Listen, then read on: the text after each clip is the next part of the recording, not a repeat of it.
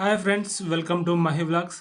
ఈరోజు మీకు కాశ్మీర్లో జరిగినటువంటి పహల్గామ్ సంఘటన గురించి చెప్పబోతున్నాను. Let's watch begin the story.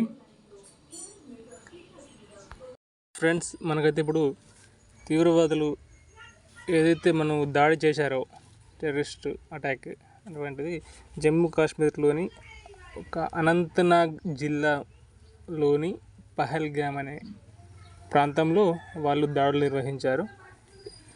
చూడండి, మనకు చూస్తే ఈ మ్యాప్లో కనిపిస్తుంది. ఇది బైసరన్ వ్యాలీ ఎంత పొడుగుగా ఉందో చూడండి. ఇది చాలా అందమైన ప్రదేశం. ఇక్కడ పర్యాటకులు చూడడానికి వస్తారన్నమాట. వచ్చినప్పుడు ఏంటంటే టెర్రరిస్టులు వీళ్ళని గమనించి అటాక్ చేయడం జరిగిందన్నమాట. చాలా అందమైన ప్రదేశం. చాలామంది అక్కడికి విహారయాత్రలకు వెళ్తారన్నమాట. అసలు అటాక్ ఎందుకు జరిగింది, ఉగ్రదాడి ఎందుకు ఇలా రెచ్చిపోయింది, దీని వెనుకున్న అసలు కారణమే ఏమిటి ఇప్పుడు తెలుసుకుందాం. అదే ఆర్టికల్ 370 రద్దు, అంటే కాశ్మీర్కి ప్రత్యేక హోదా అనేటువంటిది రద్దు చేయడం జరిగింది ఇటీవల మన ప్రభుత్వంచే. కాశ్మీర్కి ప్రత్యేక ప్రతిపత్తిని మోడీ ప్రభుత్వం రద్దు చేయడం జరిగింది. దాని ద్వారా కాశ్మీర్కి వెళ్ళే వారి సంఖ్య గణనీయంగా పెరిగింది. దీన్ని ఉగ్రముఖ జీర్ణించుకోలేకపోయింది.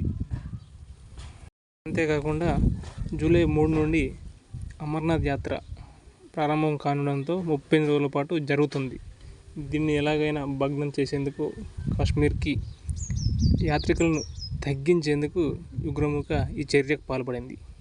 మినీ స్విట్జర్లాండ్గా పిలువబడే ఈ ప్రదేశంలో ఉగ్రముఖలు మేబీ అరౌండ్ 4 నుండి 6 మంది వచ్చి వాళ్ళలో మిలిటరీ లాగా కలిసిపోయి ఒక్కసారిగా దాడి చేయడం జరిగింది.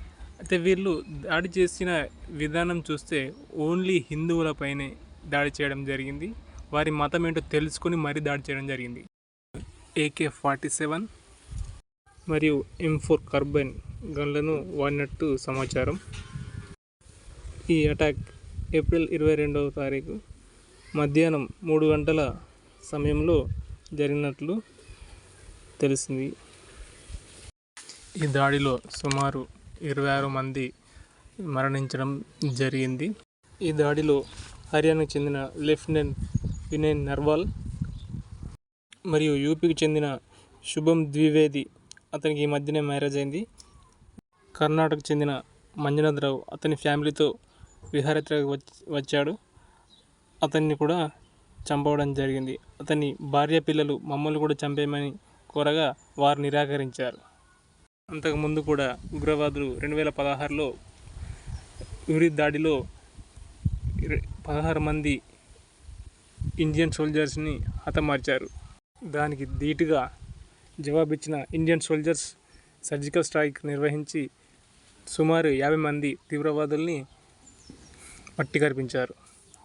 అదేవిధంగా 2019లో పుల్వామా దాడిలో 40 మంది జవాన్లను హతమార్చారు. దానికి ధీటుగా మన ఇండియన్ సోల్జర్స్ బాలకోట్లోని జైష్ మహమ్మద్ ఉగ్రవాద శిబిరంపై దాడి చేసి సుమారు 350 మంది తీవ్రవాదుల్ని మట్టి కరిపించారు. ఈ ఘటన సమయంలో మోడీ గారు సౌదీ అరేబియా పర్యటనలో ఉన్నారు. తెలుసుకున్న ప్రధాని గారు హుటాహుటిన దేశానికి తిరుగు ప్రయాణం అయ్యారు. దాడిని ఖండిస్తూ ఉగ్రవాదులని విడిచిపెట్టేది లేదని తీవ్ర అసహనం వ్యక్తం చేశారు. ఈ ఘటనకు సంబంధించి రియాటాక్ అయితే ఉంటుంది ఫ్రెండ్స్, చాలా ఘోరంగా ఉంటుంది. లాస్ట్ బట్ నాట్ లీస్ట్ భయ, ఇది చూడండి. ఆ పాకిస్తాన్ కొడుకులు ఒక అమ్మకి అబ్బకి కనుక పుట్టుంటే మా ఎదురుగుండా వచ్చి యుద్ధం చేయమని చెప్పండి. 5 గంటలు, 5 గంటలు మసి శాంతి శాంతి అంటూ పైనున్న వాళ్ళు మా చేతులు కట్టేశారు. ఒకే ఒక్కసారి మమ్మల్ని వదలమని చెప్పండి. ఇండియన్ ఆర్మీ పవర్ ఏంటో తెలుస్తుంది. ఇది మాత్రం నిజం భయ్య, ఇండియన్ పవర్ ఏంటో వాళ్ళకి తెలుస్తుంది ఒక్కసారి మనల్ని విడిచిపెడితే. కానీ శాంతి అని మన వాళ్ళు చేతి కట్టేస్తారు. ఏదైనా జాడి జరిగినప్పుడు నాకైతే ఈ సీన్ పక్క గుర్తొస్తుంది భయ్య. Thank you friends, thanks for watching video. జై హింద్.